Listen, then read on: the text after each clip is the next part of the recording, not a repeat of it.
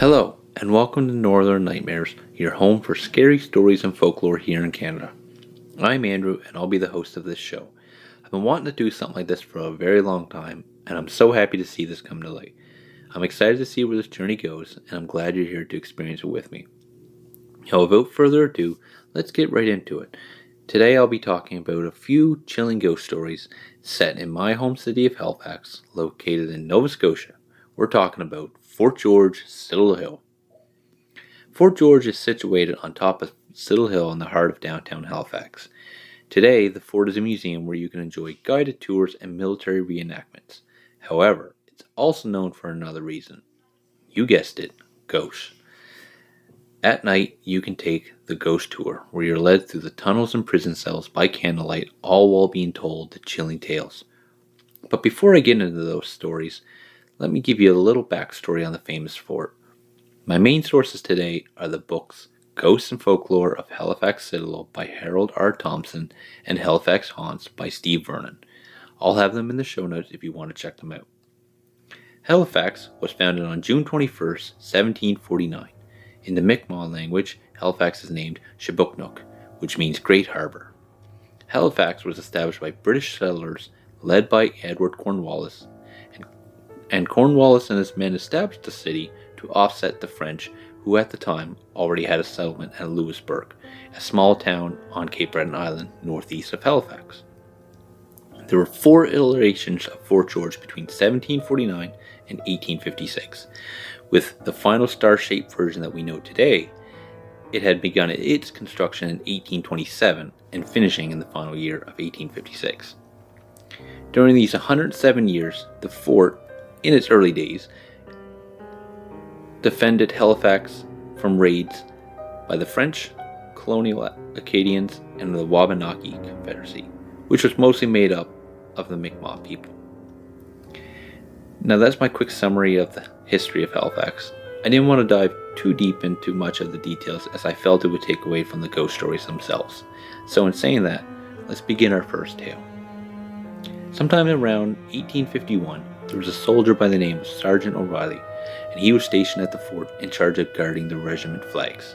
Now these flags were used for identifying military organizations and also a visual reminder of the sacrifices others had made for us. Under O'Reilly's command, he had a young private named Billy. O'Reilly was quite hard on Billy, allegedly using verbal and sometimes physical abuse with the belief that it would teach the young man discipline and self-respect. One night, a fire broke out in the northern barracks, which was also the dormitory of both active members. Now, when roll call was conducted the following morning, neither O'Reilly nor Billy was present. Later, during winter of that same year, a second incident occurred. A soldier was tasked to retrieve water from the fort's well, and as the bucket rose closer to the surface, a severed arm was found inside. A further investigation uncovered the remains of Sergeant O'Reilly at the bottom of the well. But that wasn't all. In addition to the severed arm, O'Reilly also had a single gunshot wound in his back.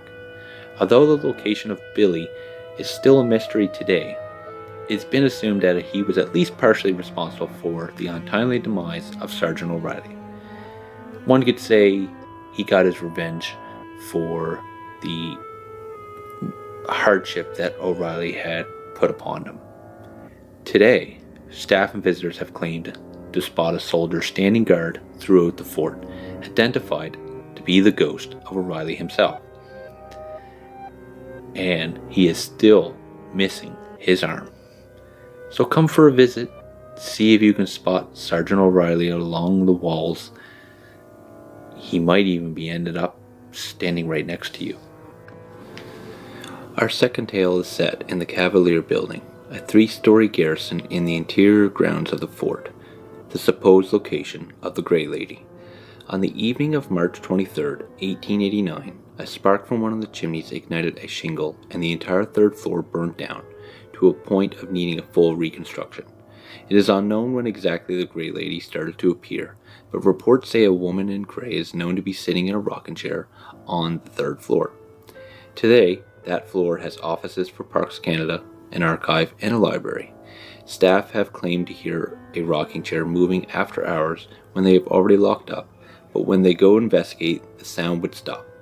In 2011, the Grey Lady story made a big return with some newly surfaced info and theories. Sometime in the 19th century, a woman believed to be named Miss Cassie Allen was engaged to a soldier stationed at the fort named Battery Sergeant Major George Edward. The day of the couple's wedding, Miss Cassie had received the tragic news that her husband had taken his own life from the carriage driver who was responsible for taking her to Trinity Church. Now, I have read two different accounts on how Edward died, one being that he shot himself and the other of hanging. Even though I can't verify which one is true, nonetheless, it's tragic all the same. One report claims that Edward was already married to another woman in the Bermuda, and when found out by another soldier, Edward couldn't deal with the guilt. Stricken with grief and unable to come to terms with the sudden tragic loss of her husband-to-be, Miss Cassie set forth to the fort in search for her dearly beloved. As of what happened to her afterwards, it is said that she died of a broken heart. Others have claimed she lived to an old age, but on her passing, still couldn't cope with the passing of her former fiancé. Today, Miss Cassie Allen is known to staff and security in a beautiful dress of the time and is said to be followed by the scent of roses. She doesn't often appear to visitors, just in the off hours to staff. However, if you smell roses during your visit, you know Miss Cassie is nearby. As for Officer Edwards, he appears throughout the barracks, continuing his duty and guarding the fort. So remember, my friends, if you're going to leave your partner, be respectful and handle it with care, because if not, they might end up haunting you in this life and the next. Our third and final story is from the account of Harold R. Thompson, my main source. Mr. Thompson worked at Citadel Hill for many years and has heard many tales that persuaded him that there's some things that can't be explained. This is one of those stories. Located in the inside the west curtain wall of the fort is a set of 4 theaters all connected called the Tides of History. Visitors get 15 minutes in each theater with an audio and visual displays about the history of the fortification. On record, nothing tragic ever took place in the west curtain wall. However, Thompson believes some of the artifacts on display are connected to spirits. Staff have claimed that Theater 4 has a very eerie feeling about it when no one's around.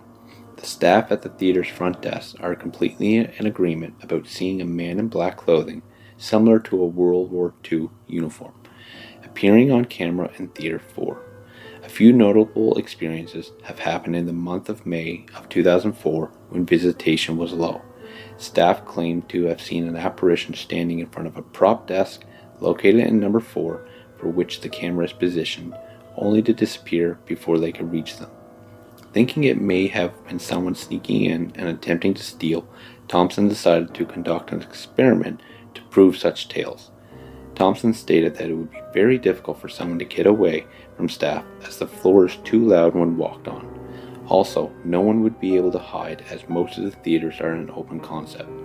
Theater 4, for example, is a standing room only with chest-level railing in front of the displays. Another notable experience staff have had are doors being opened and shut randomly, seemingly on their own, as this section of the fort is completely enclosed. Due to these events, the role of supervising and cleaning of the Theater 4 has become an unpopular job, as anyone alone in there feels an ominous sensation of being heavily watched. So the question is, do you have the stomach to venture into Theater 4 alone? Now, to round up this episode, I wanted to tell you the many paranormal events that both staff and visitors claim to have experienced. In the dungeons, it is known that chains can be heard rattling and being dragged along the floor. Many disembodied voices and whispers can also be heard, not only in the dungeons but also throughout the many rooms and halls. Because the fort has underground floors, it is to be expected to be damp and slightly cold. But what's not to be expected is the countless cold spots that appear, especially if you're visiting on a hot summer day. So maybe bring a sweater in case you don't want to feel the freezing touch of a spirit. People also have said they've witnessed shadowy figures and apparitions appearing and disappearing before their very eyes. One in particular is a little girl known to show up during tours, tagging along with visitors and then disappearing before anyone can give her full attention. For the most part, you'll see her in the corner of your eye and think nothing of her. So come to Citadel Hill with family and friends and enjoy the beautiful sights and everything else Halifax has to offer. Maybe you'll end up having your own paranormal experience. There are so many ghost stories in Halifax with connections to Citadel Hill, and as a little tease, I do have planned to tell you all these stories in a bigger series, but that's for the future. If you have any tales that you would love for me to cover in future episodes, you can reach out to northernnightmares@outlook.com. You can follow me on Spotify, Apple Podcasts, YouTube, and my Instagram page. That's my story about the famous hauntings of Citadel Hill. I thank you for listening, and I can't wait for next week's episode. Episode 2, I'll have another haunting story for you as we have a reservation across the country in the Rocky Mountains of Alberta.